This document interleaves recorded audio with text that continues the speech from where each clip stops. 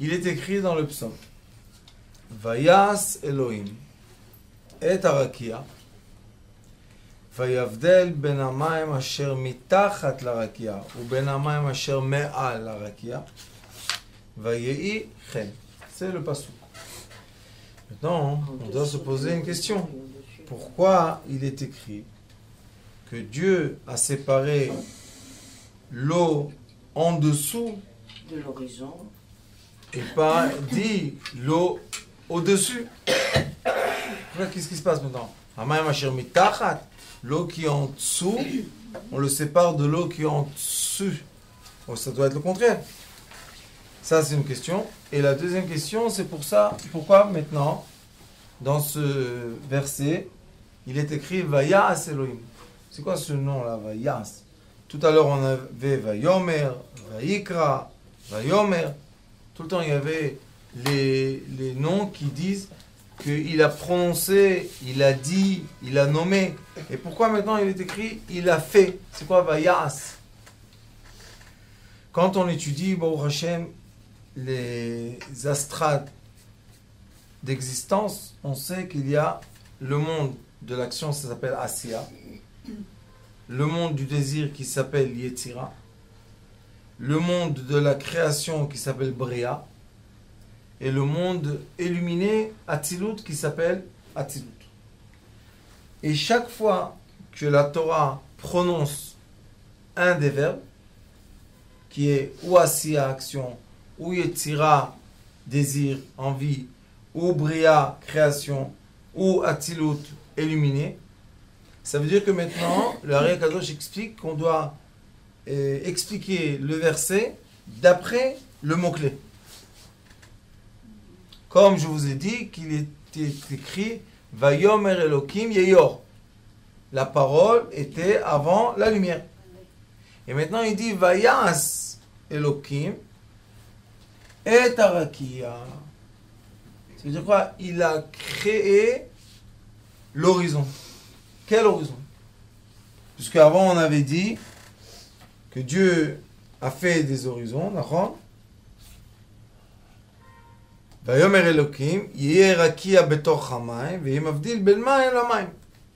on a déjà l'enseignement de l'horizon. Et on sait que tous les versets de la Torah veulent nous enseigner quelque chose de nouveau. Et ça ne se répète pas, il n'y a rien qui se répète. Alors maintenant, quand il dit Vayas Elohim et Arakia, ça y est, tu l'as déjà dit. Dans le verset d'avant, qu'est-ce que tu as dit? Vayomer Elohim Yeirakia. Donc, il y a l'horizon. Betoch hamayim, dans l'eau. Vayim avdil ben mayim le mayim. Ça y est, il a déjà fait la séparation. Maintenant, tu me répètes encore une fois. Vayas Elokim et Arakia, vayavdel ben hamayim. Asher mitachat la rakia ou ben hamayim sher me'al la rakia. Ça s'appelle préciser. Toujours, quand on étudie des choses, on a la surface des choses. Et quand on a la surface des choses, maintenant, on doit approfondir dans les choses. On sait que des fois, il y a des séparations qui se font, mais malheureusement, maintenant, j'accompagne un couple qui doit se divorcer. J'ai dit, oh monsieur, toi, tu penses qu'on va se divorcer, tu vas aller demain matin, tu vas donner un guet? Je lui ai dit, ça ne marche pas comme ça. Il y a un processus. La décision de se divorcer, c'est une décision, mais maintenant, il faut faire l'accord du divorce. Il m'a dit, quoi? Je lui ai dit, eh ben va là-bas à la Rabbanout, ils vont te dire, monsieur, sans accord du divorce, tu ne peux pas divorcer. Et qu'est-ce que je vais faire maintenant? Il voulait divorcer maintenant, à ce moment-là. Je dis, et pourquoi les sages ont fait en sorte qu'il faut des processus à chaque chose? Vous savez pourquoi? Pour permettre à la personne la réflexion. La réflexion. Même si je lui ai dit, je veux me marier avec toi, on ne se marie pas à la seconde. Elle doit se préparer, elle doit faire son mikvé, elle doit faire des choses. On ne se marie pas, je me marie. Vous savez qu'en Amérique, on tombe amoureux, hop, on va chez le judge, on va chez le juge et on se marie. Comme ça en Amérique. Sur le moment, allez, hop. Quand on s'est marié, je te connais, d'où tu es, comment tu t'appelles, qu'est-ce qui se passe. Et pourquoi ils ont fait ça? Parce qu'il y a énormément de gens qui reçoivent le green card de cette façon. Ah oui. Ouais. Carte verte.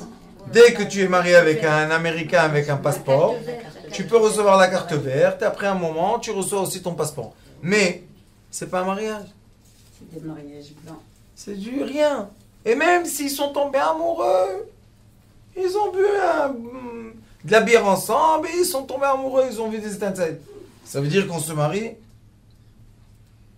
Et les sages, Baruch Hashem de la Mishnah, vous savez qu'il y a 9 chapitres de divorce et 4 chapitres de mariage. Ah oui. Il y a- Oui, et vous savez pourquoi?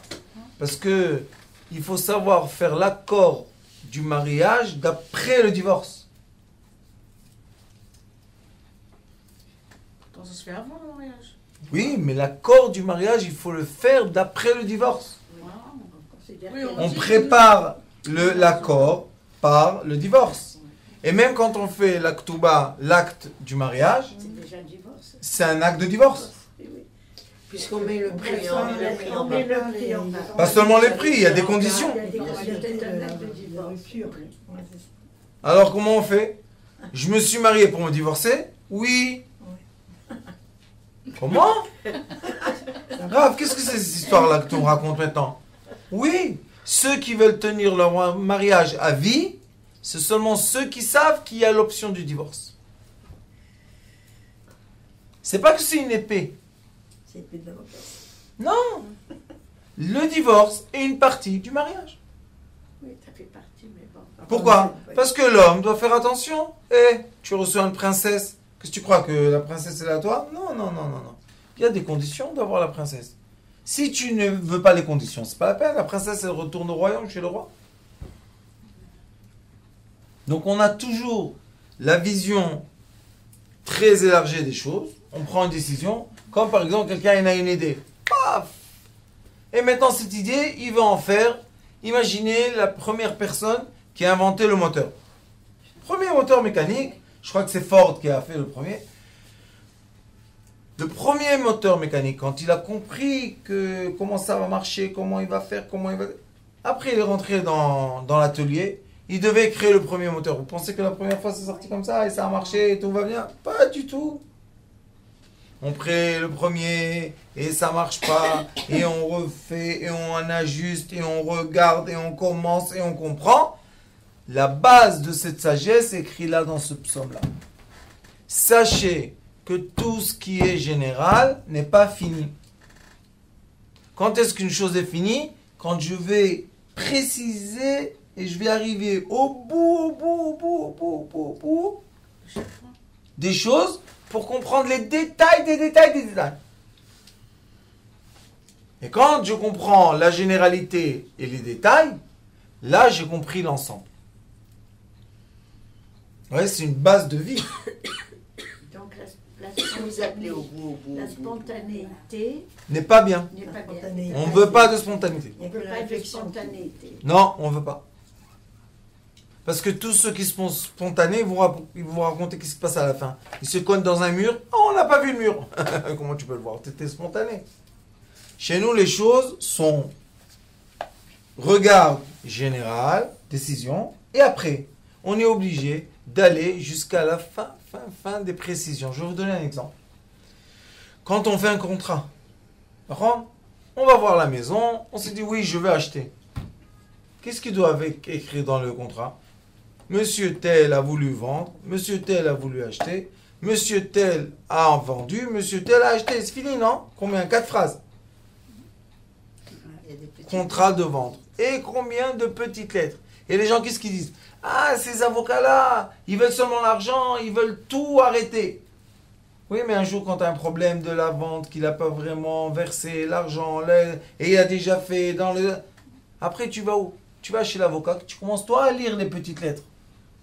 Et tu vois que tes petites lettres n'étaient pas bien faites. D'accord? C'est pour ça que quand on fait des affaires, ou même on crée des lois, vous savez combien de temps ça prend de créer une loi?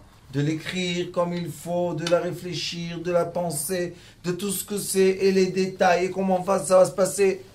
Ça prend énormément de temps, et c'est très très très profond. La base de cette règle, qui dit l'ensemble est la décision générale, mais la finalité des choses doit être dans les quoi? Dans les choses, dans les petits détails. Ça, c'est une règle de vie. C'est un bonheur de vie. Pourquoi? Je sais que d'un côté, j'ai eu une décision, mais de l'autre côté, je comprends que ma décision doit être réfléchie. Et quand j'achète spontané des choses, la plupart du temps, on regrette. Mais quand on achète les choses, on a bien réfléchi, on a bien regardé, on a bien vérifié les choses. Par exemple, quelqu'un prend un crédit. Qu'est-ce que tu te précipites de prendre de crédit dans ta banque? Va dans toutes les banques, cherche. Non, ça se fait pas, j'ai honte de la caissière. Qu'est-ce que c'est une caissière?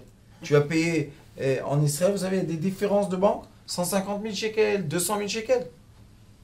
Parce que tu n'as pas été posé la question. Tu reviens dans ta banque, tu te dis, écoutez, là j'ai reçu 1% d'intérêt. Et chez vous, 6. Pourquoi? Quand on va chez un conseiller qui vous donne un crédit, ou vous allez prendre un prêt, il faut savoir c'est quoi les conditions du crédit. Peut-être je ne veux pas avoir ici le crédit, je vais aller dans une autre banque. Qu'est-ce qu'il y a? Non, j'ai honte, ça se fait pas, je travaille. Mon père travaillait dans cette banque, et alors?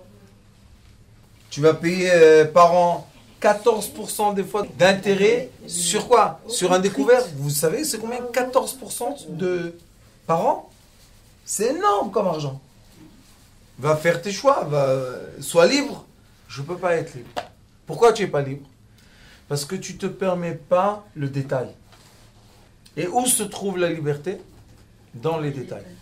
Vous savez qu'en Israël, quand on fait des grandes affaires, vous savez, on va dans les grands bureaux et au Hachem. Pour ouvrir une compagnie, vous avez des livres comme ça. Les gens ils disent, mais qu'est-ce que ces avocats-là? Ils ne veulent pas qu'on fasse une compagnie, ils veulent pas. Quand tu investis 10 millions de dollars et tu es l'avocat de l'argent, quoi? Parce que tu as des yeux bleus, on va te signer ton contrat? Non. Lis le livre. Et si la personne n'a pas quelqu'un qui sait lire les détails, après, elle travaille 2-3 mois et elle a compris qu'elle est piégée. Pourquoi? Parce que dans la feuille 358, dans la ligne 20, il est écrit que si tu travailleras pendant 2 mois, tu seras esclave à vie. Et tu as signé. Qu'est-ce que tu fais maintenant? Mais je ne veux pas être esclave. Il n'y a pas de problème. Dans la feuille 526, dans la ligne 4, il est écrit que si tu veux sortir de l'esclavage de la ligne 26 de la page 359, tu dois donner $1 million. Mais j'ai pas vu. Vous connaissez les gens, ils s'énervent. Et les voleurs, les trucs. On t'a donné le livre. On t'a dit, prends une semaine le lire. Tu n'as pas la patience de lire. Tu voulais pas payer toi un avocat qui lise ton côté. Et maintenant, tu t'énerves. Tu as le droit de t'énerver. Ils m'ont magouillé. C'est pas une magouille. Tout était écrit. Et vous savez qu'en Amérique, il y a une loi que vous n'avez pas le droit de signer un contrat si un notaire n'a pas lu tout le livre. Et chaque page, il vous dit, est-ce que tu as compris tout ce que je t'ai lu? Verbalement, tu as entendu ce que j'ai dit? Oui, signe, tchac, tchac. Et c'est pour ça que là-bas, de signer un contrat, des fois, ça prend 1 semaine.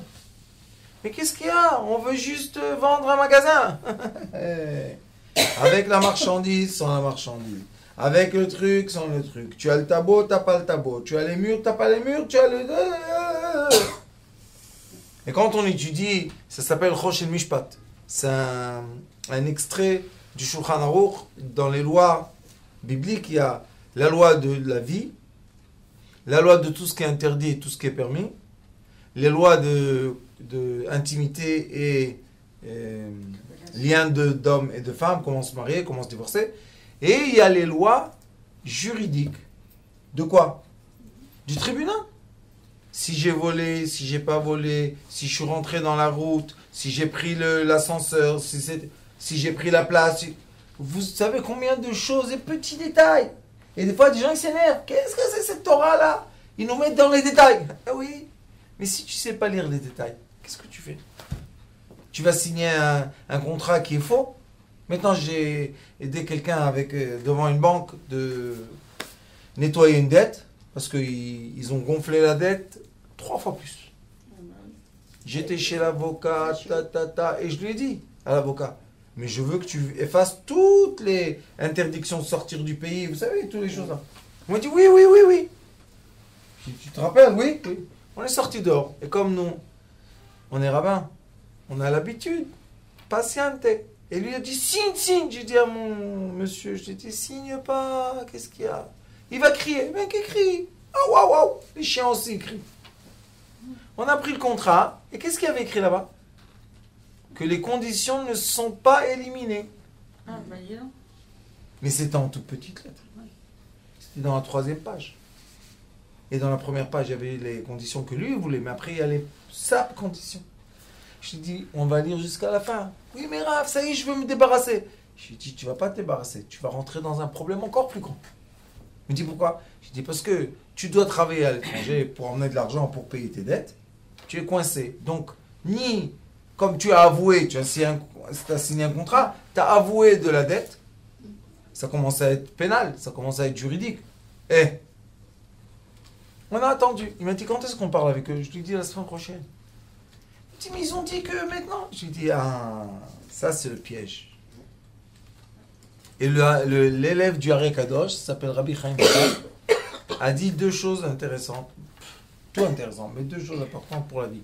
Il a dit, le fruit de la précipitation et le regret.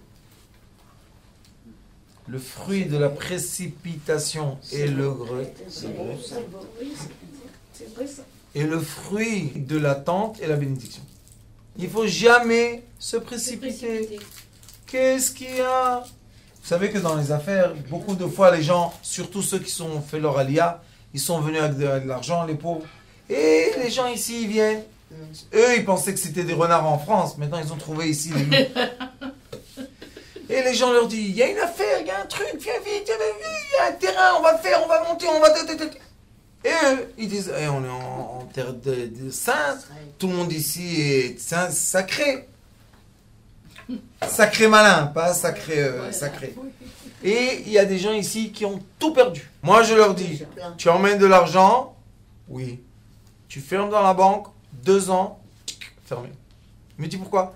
Je dis parce que tu vas entendre les magouilles, tu vas aller voir, tu vas faire des rencontres et tu vas voir, ce terrain-là n'existe pas. La maison qui a été vendue 7 fois, vous connaissez l'histoire? Ouais. Vous connaissez pas? Oui. Des maisons qui ont été vendues à 7 personnes différentes. Il y a mon cousin le premier. En Suisse. Mon cousin le premier. Et quand ils venaient, les gens là, les voleurs, qu'est-ce qu'ils faisaient? Ah, tu viens en vacances, oui, de quelle date à quelle date? Il lui donnait. Il rentre dans la maison, il est sûr que c'est à lui à la maison. Il s'en va, et une semaine après, vient l'autre, et l'autre. Jusqu'à quand ils ont envoyé leurs enfants pour vivre en terre. Ils les ont envoyés pour faire l'aléa. Ils disent, oui, mais on est venu habiter chez notre parent. Oui, on peut pas, j'ai pas la clé, le serrurier, j'ai tombé, il y a de l'eau, il y a une fuite, Il les traîne comme ça, jusqu'à quand, à la fin? Ils comprennent. Que quoi? Ils ont rien. Maintenant, ça, je vais vous dire, c'est quoi? Le fruit de la précipitation. Pourquoi, avant d'acheter une maison, non, le regret. Pourquoi t'as pas pris un avocat qui regarde dans les papiers? Vous savez, en Israël, il y a les papiers juridiques de savoir si ce terrain-là, il appartient à qui. Et vous savez combien de gens, quand mes parents ont fait la Aliyah, c'était la fin des années 60, vous savez combien de gens ont acheté des forêts? Mon père, le pauvre, il a acheté 2 terrains. Un, c'est une base militaire. Et l'autre, c'est une forêt. Ça veut dire on a... Keren Kayemet l'Israël a été vendu 100 fois. Au privé. Mais ça, tu peux rien faire avec. Et quand on était petit, on rêvait le jour, on va vendre le terrain. Vous savez, quand on est petit, on a le rêve. Le terrain va être vendu. Oui, à qui? Tu peux prendre le papier, mettre dans la poubelle. Ça ne sert à rien du tout. Et il y a une personne, à côté de Zichron, ça s'appelle Bat Shlomo. Mais comme ça appartient à Zichron, Donc les gens pensaient qu'ils achetaient à Zichron. Mais Zichron, c'est très très grand. C'est pas seulement la ville, c'est aussi les forêts. Ils ont vendu, je crois, une montagne, peut-être à 200 Français. Une montagne, avec des arbres. Maintenant, il n'y a rien là-bas. Tu peux rien faire, ça appartient au pays. Et les gens étaient contents. J'ai acheté de la terre sur la terre d'Israël. Je suis à fond sioniste. Et bien voilà. Beth Shlomo, Hein? je connais. Quand je vais à Kiryat On Shimon, passe par Bat Shlomo. Une montagne, à côté d'une route. Qu'est-ce qu'on fait? Pourquoi? Parce que le monsieur qui a volé, il avait un bureau à Tel Aviv. Le bureau très bien, propre, tout va bien. Il travaillait avec un avocat, un voleur comme lui. Et les gens venaient de la France, ils étaient comme ça, ils avaient de l'argent. Et qu'est-ce qu'on va faire? On va acheter de la terre. Viens acheter de la terre, viens mon fils. On va te vendre de la terre. Combien que tu veux de sable? Il y a. Sauf que c'est du sable. Donc on est obligé de lire les petites lignes. Je vais vous étonner. Quand on se marie et par exemple la femme vient avec des biens et le mari n'a pas de biens, d'après la Torah, il y a un accord de mariage. Pourquoi? Et l'accord de mariage explique exactement comment sont les régulations, de quoi il a le droit de profiter, de quoi il n'a pas le droit de profiter, sur quoi il peut mettre sa main, sur quoi il ne peut pas mettre sa main. Vous imaginez pas combien de petits détails. Et les gens qui sont dans ça, qu'est-ce qu'ils disent? Qu'est-ce que c'est ça? Je veux me marier, on se partage tout moitié-moitié.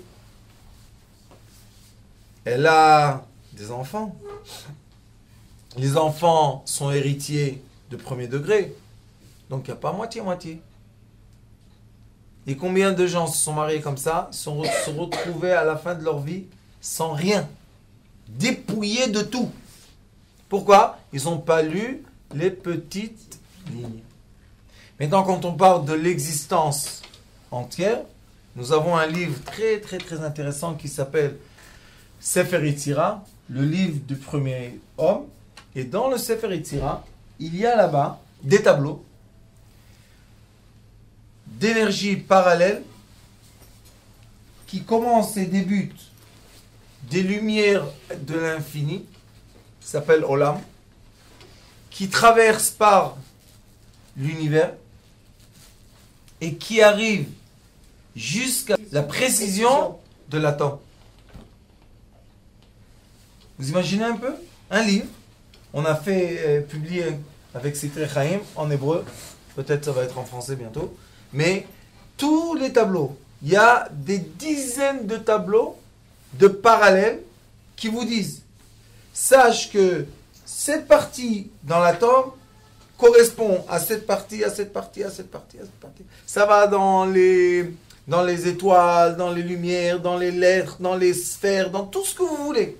Pourquoi on a besoin de tous ces tableaux? Ça suffit de dire, voilà, la lune est comme ça et comme ça. C'est fini. Non. La lune, elle correspond à quelle lettre? Elle correspond à quelle existence? Elle correspond à quelle matière? Elle correspond à quelle personne? Elle correspond à quel comportement? À quelle couleur? À quel son? À quel? Et cette façon-là, on arrive à comprendre c'est quoi l'utilité de l'être humain dans ce monde.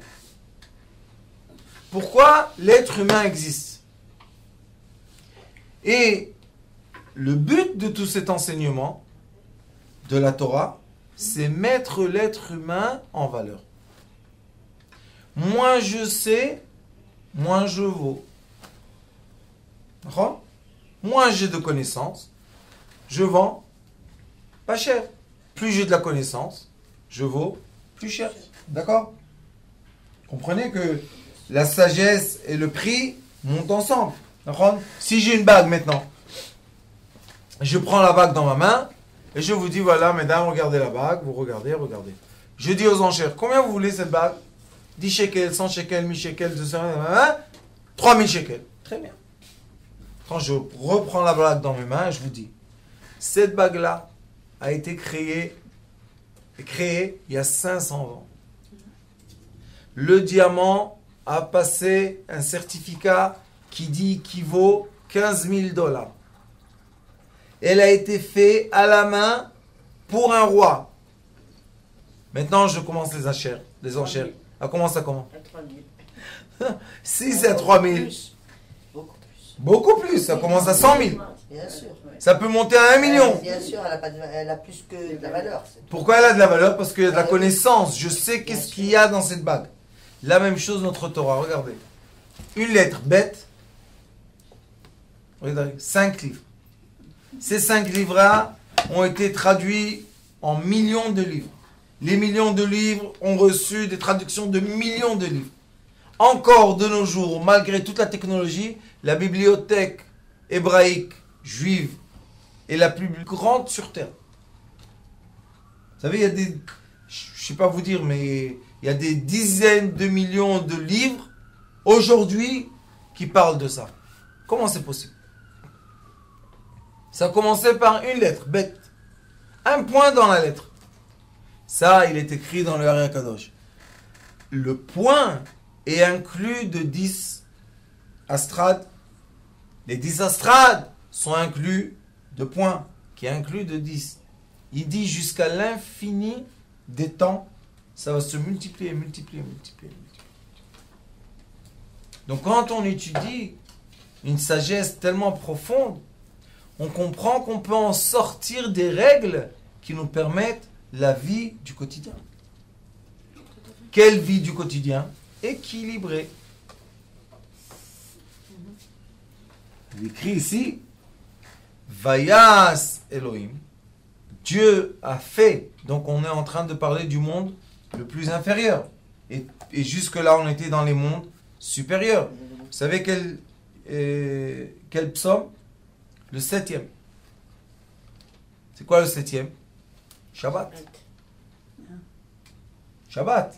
Et pourquoi dans Shabbat je dis Vayas? Au contraire, Shabbat, Vaynafash, il n'a rien fait. Dans la Torah, la création du monde se prononce de deux façons. Il y a une façon qu'on dit Sheshet Yamim Ta'aseh Me'alea. Ça veut dire que tous les 6 jours de la semaine, tout se fait de lui-même. Et Yom HaShabbat, Lo Ta'aseh Melacha. Et le samedi, tu dois te retenir de faire. Pourquoi? Pour que le ressort sorte toute la semaine. Ça va. D'un autre côté, il est écrit Sheshet Yamim Ta'avod. Les 6 jours de la semaine, c'est toi qui dois travailler. Ça ne se fait pas de lui-même. C'est toi qui fais. Yom HaShabbat, Shabbat Vaynafash. Le samedi, tu dois te reposer. Qu'est-ce qu'on choisit? Les 6 jours de la semaine, que tout se fait tout seul, et le Shabbat, je dois me retenir.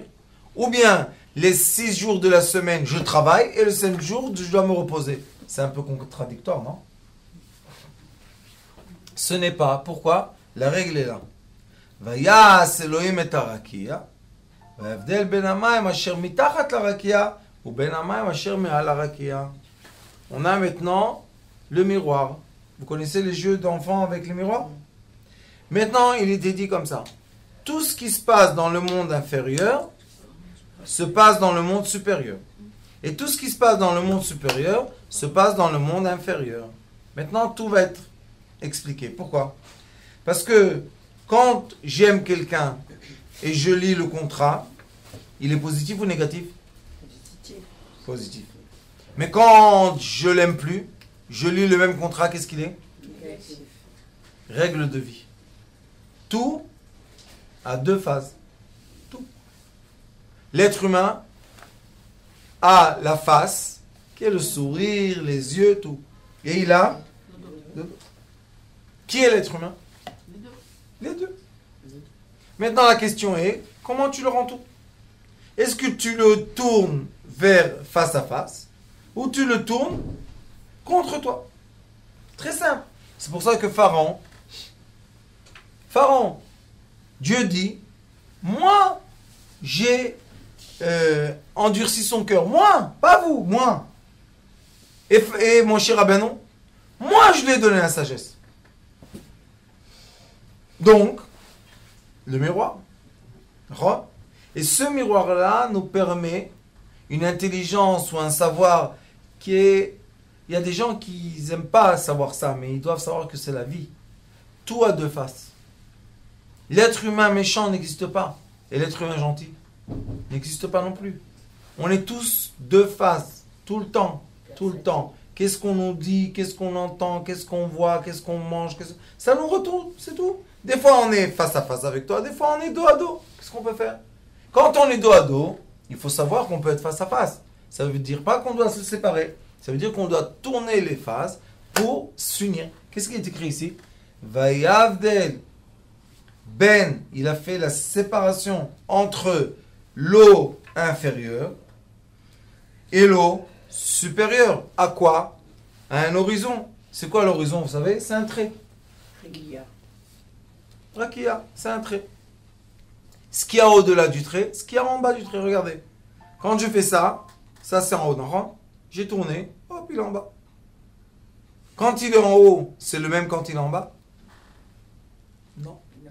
Quand il est en haut, ça a l'air d'être comme ça. Et quand il est en bas, hop, ça se retourne. Il n'a pas le même reflet. Exactement. Pourquoi? Parce qu'une fois, il est à l'image céleste, et une fois, il est à l'image terrestre. Et chacun de nous, vous savez que l'être humain est composé de plus de 70% d'eau. Oui. Donc, on est Dans le corps. dans le corps, donc on a une séparation. Vous savez que la terre aussi, c'est 70% d'eau. Et le ciel, c'est de l'eau. Donc, on a une séparation en nous que des fois met l'eau face à face et des fois met l'eau dos à dos. Quand l'eau est face à face, il y a l'union. Quand l'eau est dos à dos, séparation. Séparation, ça veut dire maladie. Bien sûr. Toute séparation est maladie. Et quand une personne, on rentre, bien sûr, quand on rentre dans les détails d'une personne, et on parle avec elle, et on voit quelle est la raison de la maladie. On voit que toutes les maladies, leur source c'est quoi? Une séparation, une déception, quelque chose comme ça. Ça dépend comment ils l'ont pris. S'ils ont pris ça à cœur, vayavdel. Chut, on est tranché. Si on a compris que quand on est rentré dans le mariage, on peut se séparer. Quand on est rentré dans une affaire, ça peut se séparer. Quand on est rentré dans je ne sais pas ce que vous voulez, on peut avoir une séparation. On a acheté la maison de notre vie. Le rêve, le rêve, le rêve. Non, ça veut dire qu'on va rester là-bas toute la vie? Non. Un jour, on veut partir. Il y a des gens qui doivent partir. Parce que cette maison ne convient plus. Ils ont créé une usine à côté et la vapeur de l'usine fait la personne malade. Je ne peux pas. Pourquoi? Je suis habitué aux souvenirs. Non, je ne peux pas. Je suis attaché à ça. De quoi tu es attaché? Avec quoi tu es attaché? Où est le fil? Le fil, il est imaginaire. Et les fils imaginaires étranglent les gens, malheureusement. Il faut être libre dans la vie. Vous vous attachez à rien. Quelquefois, on subit des contre-coups dont on n'est pas maître. Mais quand on comprend ça, Rabbanit, on est les maîtres. Pourquoi? Parce que tout peut se passer dans la vie. D'accord?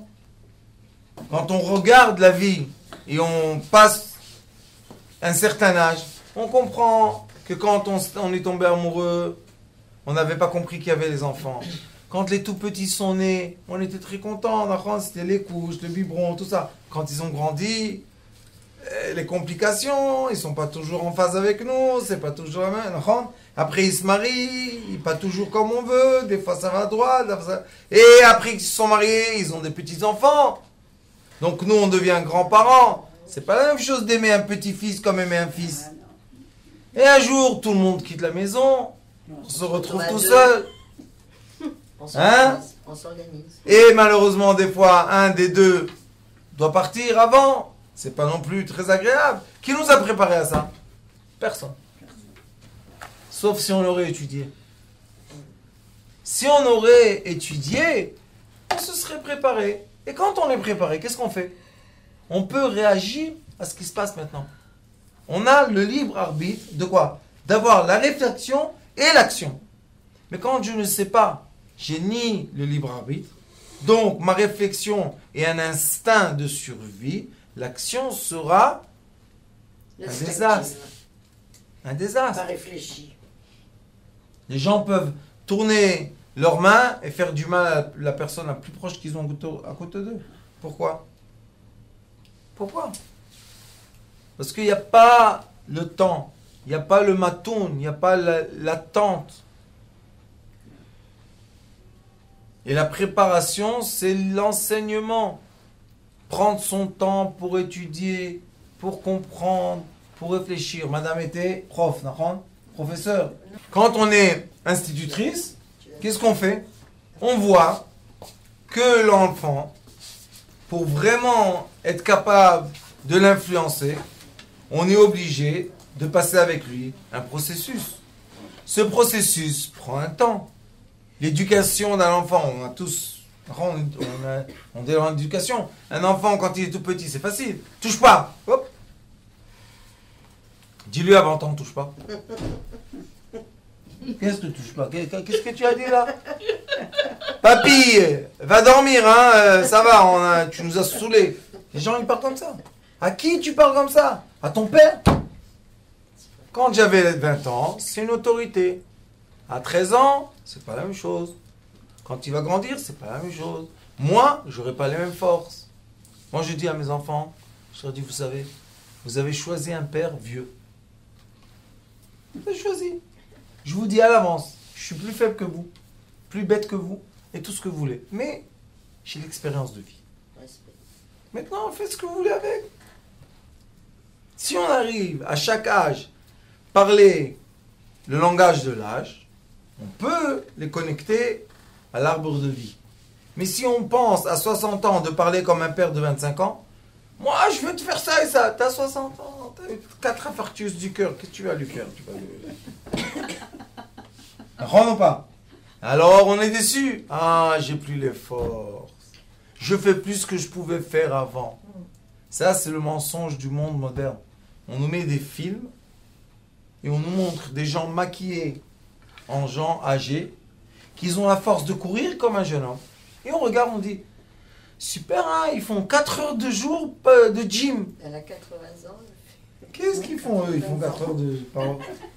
Et ça, c'est un grand problème. De quoi? Qu'on ne comprend pas la séparation.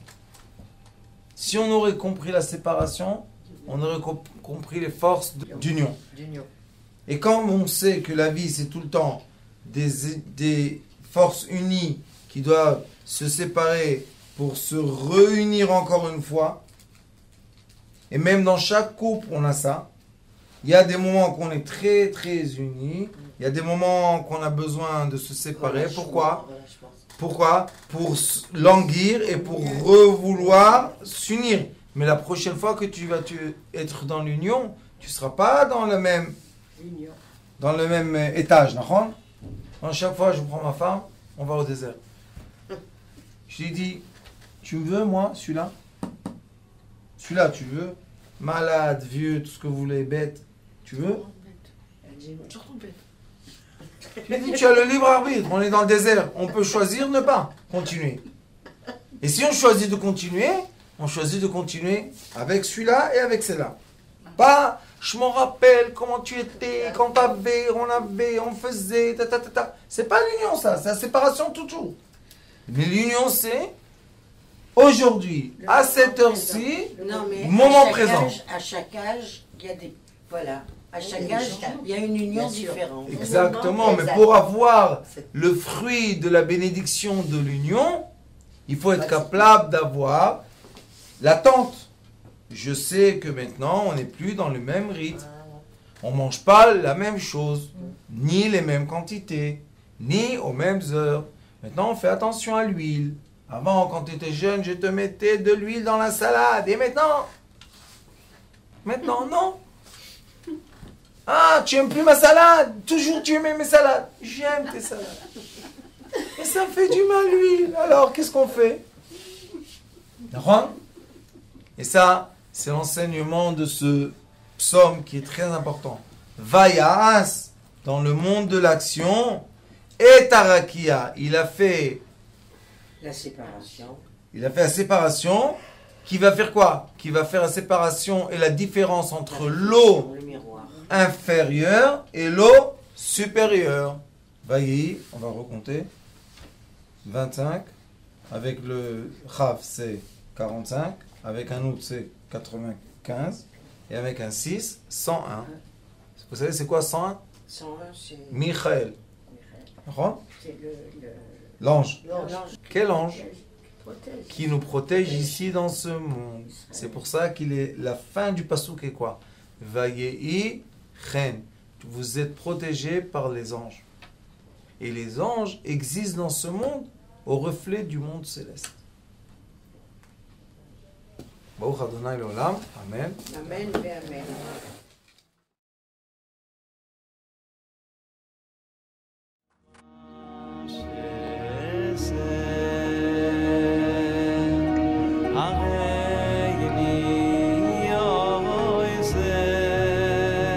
הוא היה אומר לי, בבית שלי יש מלאכים, לא רוצה לצאת מהבית.